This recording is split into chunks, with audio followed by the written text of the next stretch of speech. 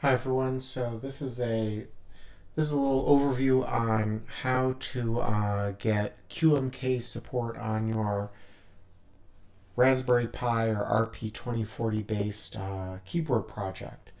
This is really from the perspective of a hobbyist, because I'm a hobbyist and I'm not a professional software developer, but I learned a few things lately about getting Qmk to run on my keyboard, and maybe you would find it helpful.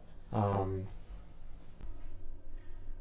so let's get started. We're going to be using this keyboard right here, which is a Mini 42. It's kind of a evolution of a Corn, so it's like a Corn 42 key split keyboard, but it has a Raspberry Pi on it. And so, what do you really need to know about this? So, a lot of existing keyboard designs, they use something like this. This is an Atmel 32U4 processor on this particular form factor, which is called like a Pro Micro form factor, and a lot of people will use this as the main microcontroller board for their keyboard, and then they're using that with a header on their keyboard, and then the keyboard just becomes like a shield. So they're mapping certain pins from here onto the rows and columns of their keyboard. The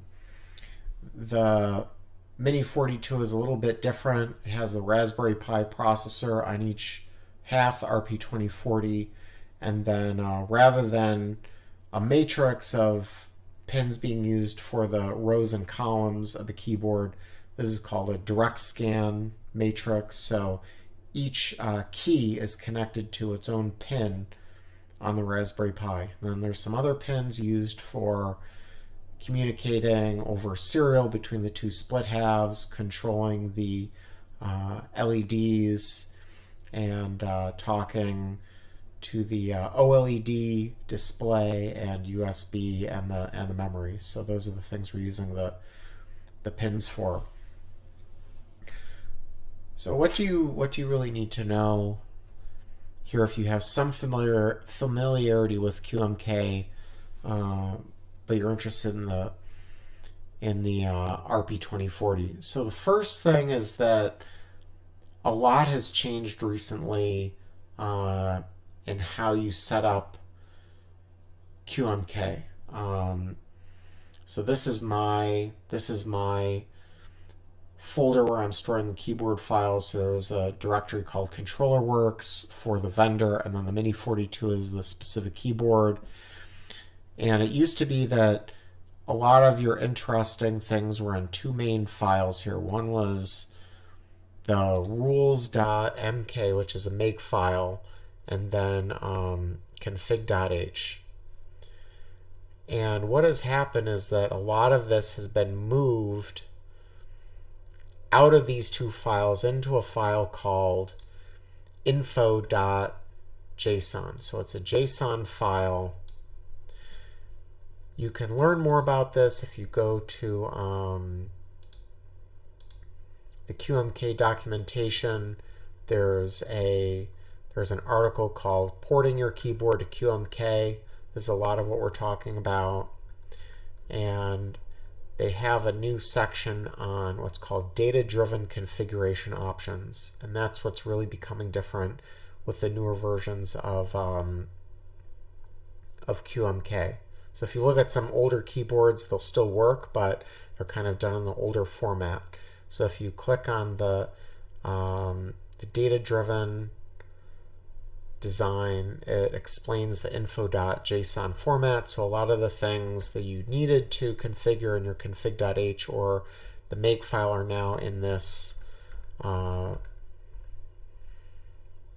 JSON file, including the definition of the matrix pins. And in our case, we have these what are called direct pins. So we're directly connecting the microcontroller pins to keys. Of course, the main difference with Raspberry with using the RP2040 is this section, which is the processor. So it's going to say RP2040 instead of whichever processor you would be using. And the bootloader is going to be RP2040 bootloader. And in our case, we're defining these matrix pins as being a direct type, and then this is our matrix. So these are all GPIO pins 2 through 22. This is the pin for the LEDs, and then within the split object, there's another set of parameters here called matrix pins, and then right, and then direct. So this is essentially our same matrix, but the order of the pins left to right is flipped. So GP2 is kind of on the upper left pinky position on the left keyboard, and then GP2 is also the pinky position on this keyboard. So these are both connected to GP2. So that's what you need to know there. It's also very interesting that the LED definition has changed as well. So this is stored in, now I'm only using RGB matrix, not RGB light. This is the fancier version of RGB LEDs. So here's the driver definition, WS2812. That's kind of the smart NeoPixel type display. And each of these entries corresponds to an LED. And there's a flag here to say what the role of the LED is. The first 6 here are the underglow LEDs. So there's 6 on each half. And then the 1 is a modifier. And then the 4 are the regular keys. And what we're doing after the flag is we're defining the position. If it is a backlight LED, we're defining the position in the matrix right here. And then we're telling Qmk the X and Y coordinates of the LED. So this is when we have animations like this that have a spatial element. The Qmk software needs to know where in space all of these are located so that it can blend and do the animation in space. And you want to scale these the right way. I think it's between, I think it wants to max out at like 224 or something. So what I did for these, the X and Y coordinates, is I made a separate spreadsheet and I rescaled the positions from my PCB design and KiCad, and then I rescaled it to fit these coordinates just for the Qmk software. So that's where these numbers come from. That way your animation won't look like a small portion of this, or won't be have other weird artifacts. So it's nice and scaled out to where it needs to be. Again, the specific instructions, you want to look at the documentation for that. But that's where these come from. And then this is the actual layout of the keys. So the matrix position, and then the X and the Y coordinates once again, and this defines the layout. So all of this is now in the info.json file, and all it is really left in, we have a few things in config.h, mainly some options on I2C.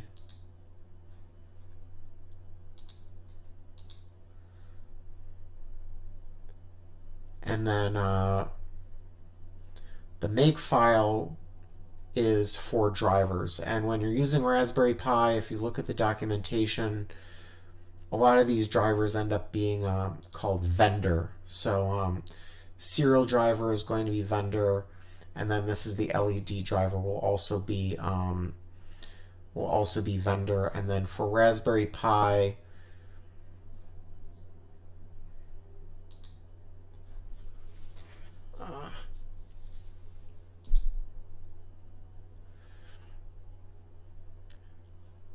we're telling it this is some more specific driver information for I2C. In this case, the OLED is talking over I2C. So we need to tell it which driver to use and then the pins to talk over. So that's very important for this design. And then the OLED code, the maintainers wanted this to be in the keyboard.c file, not in the key map. So this is everything to display that for the OLED. You can see it running right here. It's displaying our logo. So that's put in right here. And then there's some basic logic for having the layer, and then some LED status information if you have numlock or caps lock. Then that's in here as well. And that's about it for the actual keyboard. Then you have your key maps, and to submit to Qmk, you really want to have a default key map. That's a simplified key map. For config.h, we're mainly telling it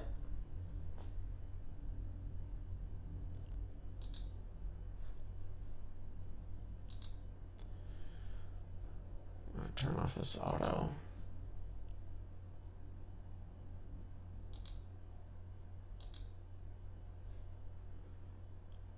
We're mainly telling it which RGB animations we want, and then in the keymap.c, this is just our key map. So we have 4 layers, and then we're defining what key codes are going in for each layer. We don't have any other stuff in here. That's it. It's all been cleared out. So this is the default key map. They want it very basic. They don't want a lot of fancy stuff in here because that's not to the taste of every user. You want to illustrate the base use case and then let people customize from there. So this is the default key map, and then there's also a key map for VIA. So VIA is a online key map configuration utility.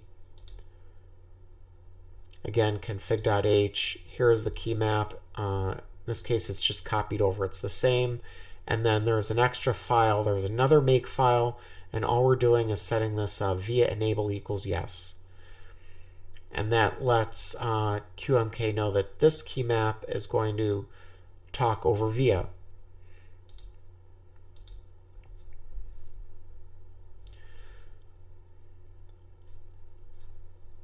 So if you're a hobbyist like me, you might not be used to working with GitHub.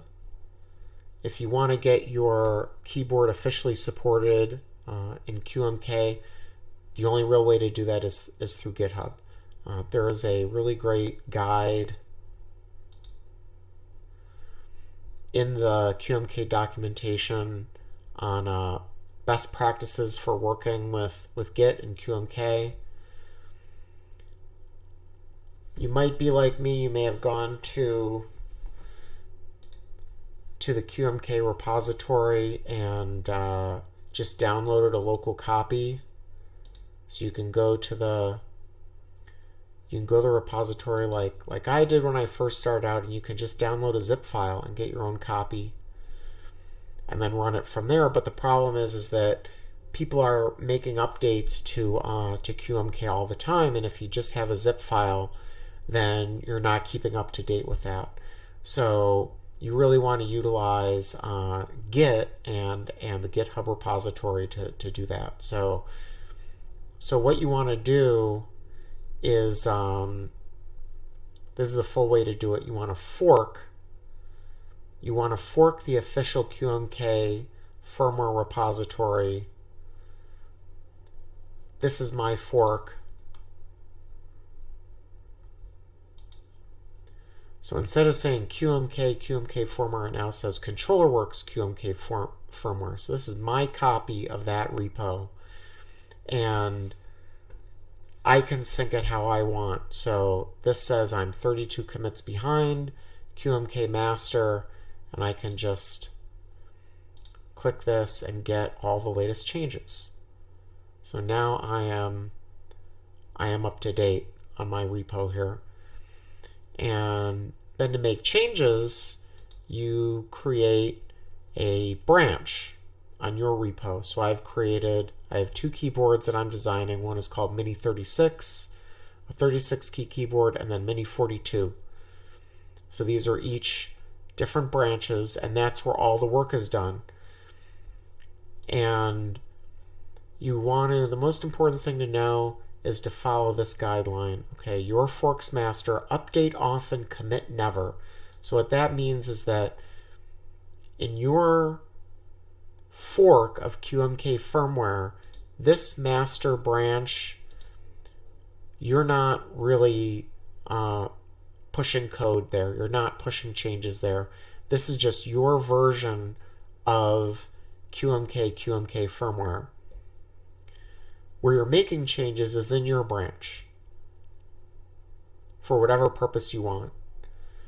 So this is my development branch. I call it Mini 42, and this is where I put all the things I'm interested in changing to support the Mini 42. And that's where I am in VS Code here, is the Mini 42 branch.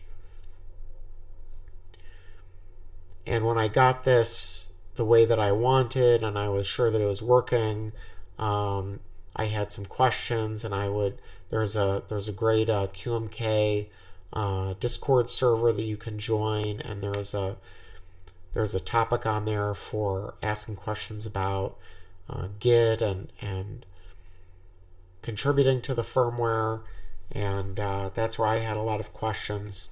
And you're getting everything working here on your branch.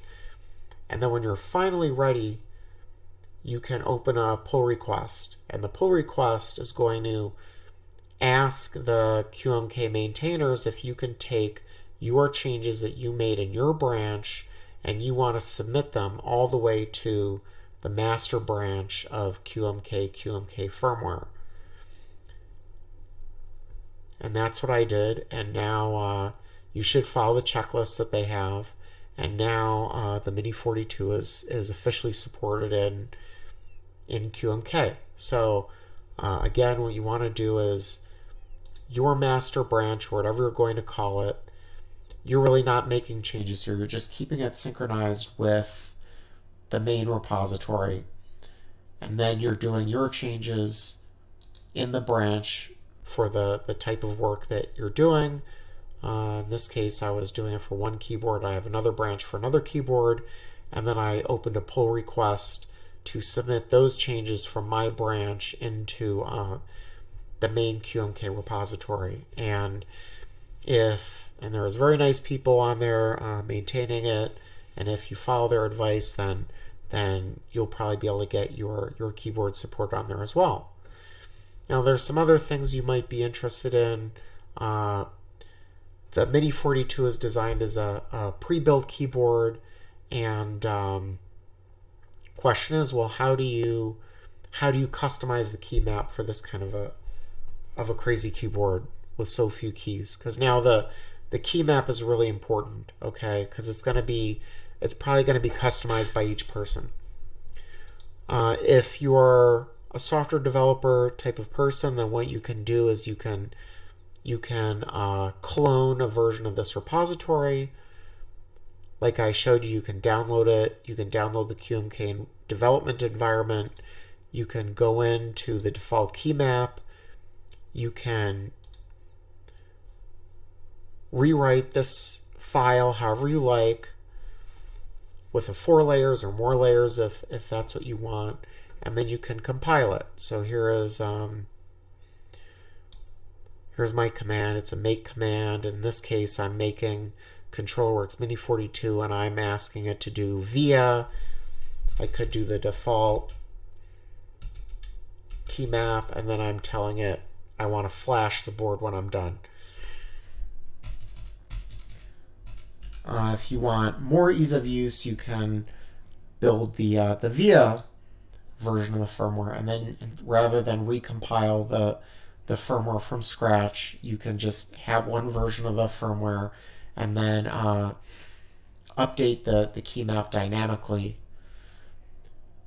Now there's an issue with that, so that is that the VIA software, that's at usevia.app, it has to know what the layout of your keyboard is. So how does it know it?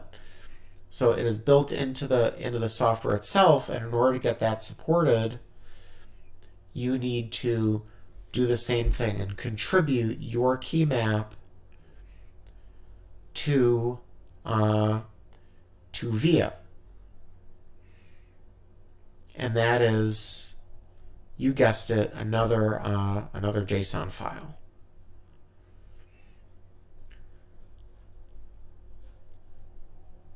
So here is my repo of the VIA keyboards, and again, I created a branch of the main repo called Mini42, and I put folders in there for ControllerWorks and Mini42, and then there is another JSON.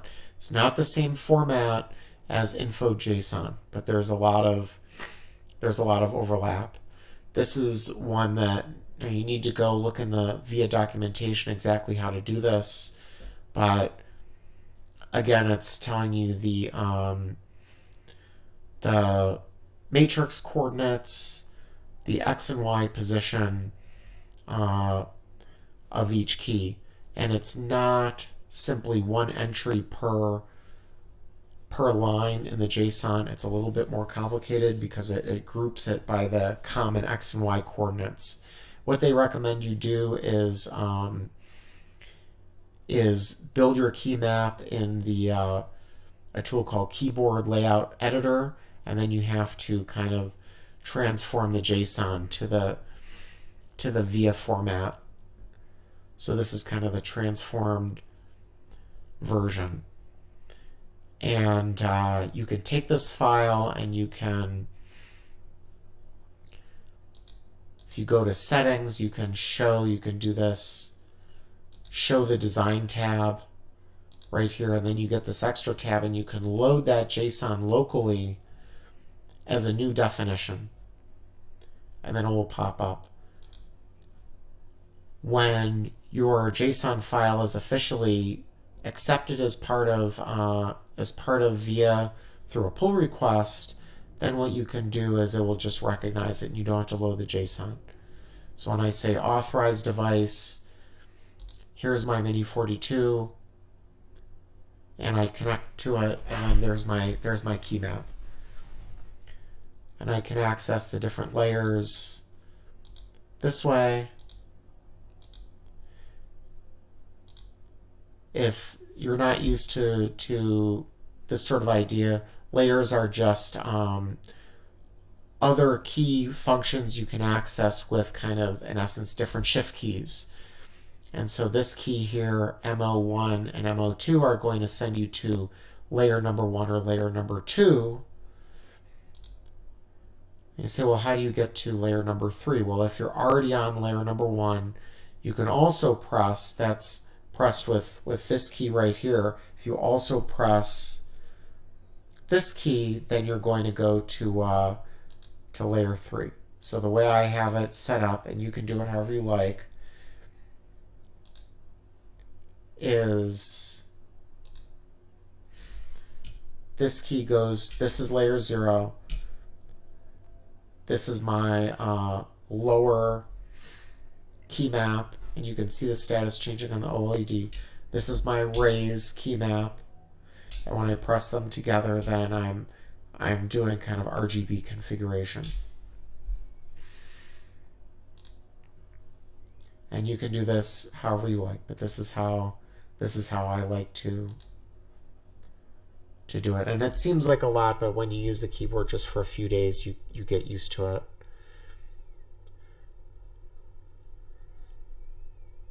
It is confusing. I had to look into this. In the VIA documentation, they have options for different lighting configuration. And my keyboard, I'm only using RGB matrix, and right now there is a version 3 of the VIA protocol for the VIA app to talk to the keyboard. But it turns out Qmk does not support version 3 of the protocol as of the making of this video. And so I have left RGB matrix lighting out of my configuration file. So my lighting just says none. Now you can control the lighting by setting key codes to control the lighting, and then I just do it from the keyboard. So if I want to change lighting modes, I just cycle through them like this, and I'm accessing my different lighting modes. And on Raspberry Pi, it works great. You know, all fancy functions here. It's so smooth.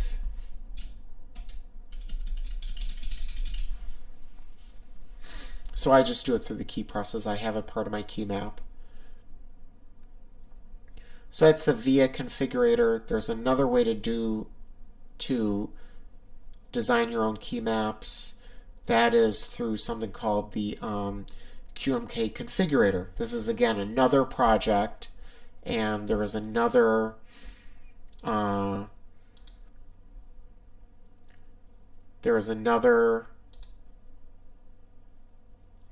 Qmk project and another JSON file. In this case, I have again forked my own version of this. Then I have a Mini42 branch on that, and then I have made my own customization, which is a file called, there's just one file called controllerworks_mini42_default.json, and this has a little bit of metadata at the top and then my layer information, and that's it. Now the difference with Qmk Configurator is that this system is actually capable of building new firmware. So VIA is not building new firmware, it's taking existing firmware on your keyboard and it's reconfiguring the key map on the fly. What Qmk Configurator is doing is it's just an online system for rebuilding the firmware itself with whatever key map you want. But the end result is the same, except it's now not going to be changed on the fly. So here's the same information. Here's my key maps. And when I compile this, you can get a, in the case of Raspberry Pi, it's a .uf2 file. And that's just something that when you set your keyboard into bootloader mode, it will, you can just drag the file over. So you just do that with a compile button. And since this is already been contributed, we can just select our keyboard, ControlWorks Mini42. This only has one layout, which is layout split, 3 rows and 6 columns, and then 3 thumb keys. And if you want to make your own key map, you just type in a custom name and then you can download it. And this lets you choose custom colors and things. The Mini42 is chocolate, switches only, so a lot of this is not relevant because these keys don't these keycaps don't exist. You can't put it on. It's not compatible with that keyboard. You need chocolate ones.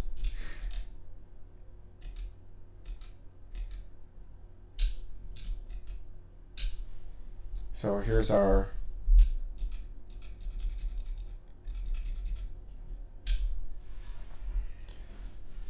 this is the LED lighting definition. So we've set those flags to say which LEDs are for the underglow, which are modifiers, which are these ones, and then which are the alphas, which are these these ones here, and it gets color coded in this key map as well.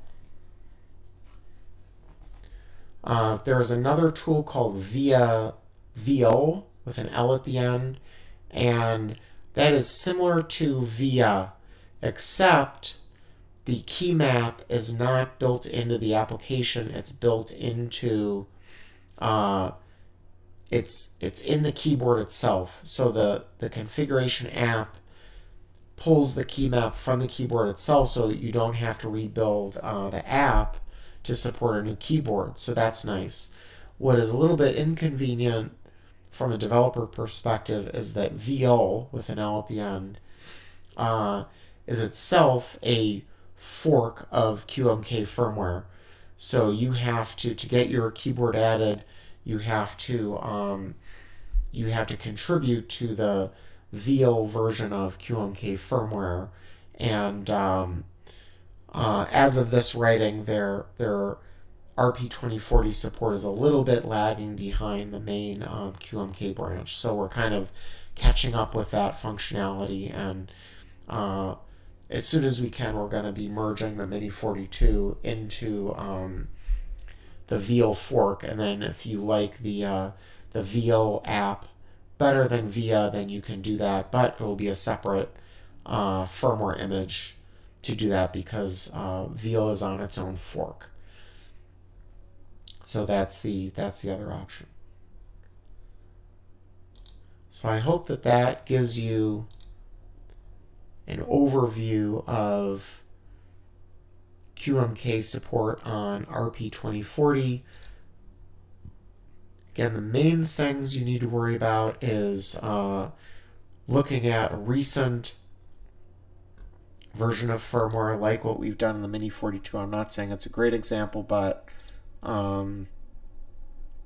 it is a recent addition on Qmk, and you're going to be putting as much as you can into the info.json, and you need to look at the processor, the bootloader, and then you're going to want some Raspberry Pi specific drivers. So that's in my case here, that's the I2C driver. You'll need to look these up in the documentation. And then in the make file, there's separate drivers for the serial and the LED driver. And the serial driver is really nice because it's one pin. Some other keyboard firmware projects, if you have a split keyboard, you need 2 wires for bidirectional UART, and Qmk does half duplex serial with 1 wire, and it works really nicely. So it's actually the 2 halves are communicating in both directions, so they know what each other half is doing, and they're synced with each other, and that's just with 1 wire. And that's what I have here. Serial driver equals vendor is that's all it takes.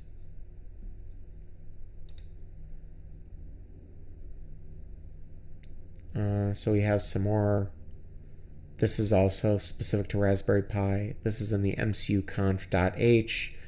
This again is the Raspberry Pi I2C driver. We're turning it on over here. So that's an overview of getting Qmk running on your RP2040 keyboard. I hope that helps. And if you want to check out the Mini42 or its sister project, Mini36, you can go over to controller.works and you can get your own.